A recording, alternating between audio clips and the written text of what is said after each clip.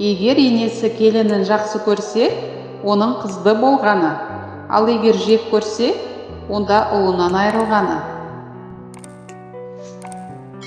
Өмірдің алтын ережесі: өзгерте алмайтын нәрсеге алаңдама, жағдайды сол қалпында қабылда.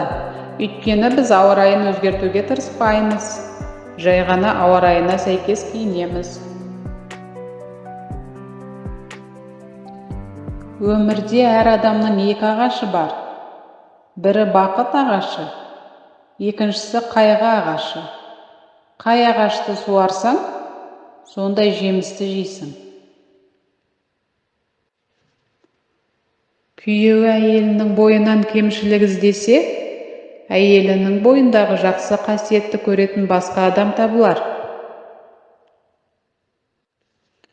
Құрметті ер азаматтар, егер сіз әйеліңізді әйел ретінде көруді доғарсаңыз, бұл басқа еркектердің бәрі де соқыр дегенді білдірмейді.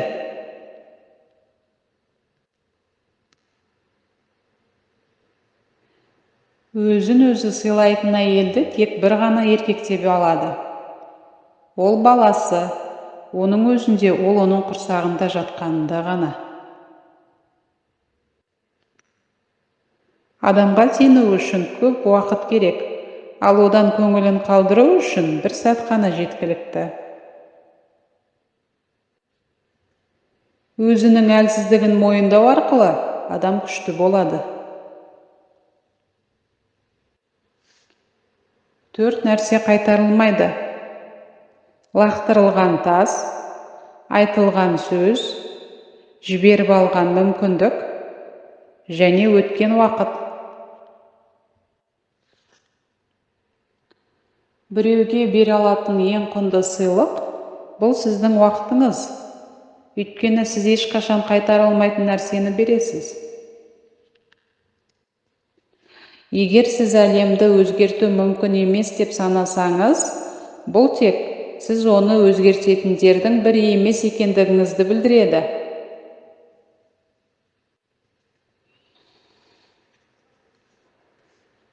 Өзіңізде бар нәрсеге мән беріңіз. Басқалардың барына қарамаңыз. Алланың бергеніне шүкір етсеңіз, одан да көп береді. Біреуге бір нәрсе айтпас бұрын, тіліңіздің миыңызбен байланысқанына көз жеткізіңіз. Мүмкіндігінше көп қателесіңіз. Тек бір нәрсені есте сақтаңыз. Бір қатені 2 рет қайталамаңыз, сол кезде ғана өсесіз.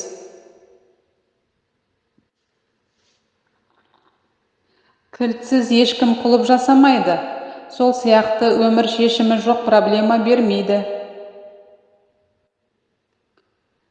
Ақымақ адам жақындарын қайта тәрбиелеуге тырысады, ақылды адам оларды үйретуге тырысады. Тек дана адамдар ғана мүмкін емес нәрсені жасайды. Оларды сол мінезімен жақсы көреді, қабылдайды. Адамдарға ешқашан балшық лақтырмаңыз. Балшық оларға жетпеуі мүмкін, бірақ ол сіздің қолыңызда қалады. Адамды білгің келсе, оның ашуына тиіп көріңіз. Адам ыдыс, ол немен толтырылған болса, соны сыртына шашырата бастайды. Әдемі сөйлейтін мыңның ішінен мен үндемей істейтінді таңдар едім. Адамдар сізді қайта-қайта ренжіткен кезде, оларды құм қағаз сияқты елестетіңіз. Олар сізге тиіп, аздап ренжітуі мүмкін, бірақ соңында сіз кемелдікке дейін жылтырайсыз. Ал олардың пайдасы болмай қалады. Ең кедей адам қалтасында бір тиыны жоқ адам емес, арманы жоқ адам. Шынына келсек, өмір қарапайым, бірақ біз оны табандылықпен қиындата береміз. Басқа мақсат қою үшін немесе жаңа арман таңдау үшін ешқашанда кеш емес. Бақыттың бір есігі жабылса, екіншісі бірден ашылады.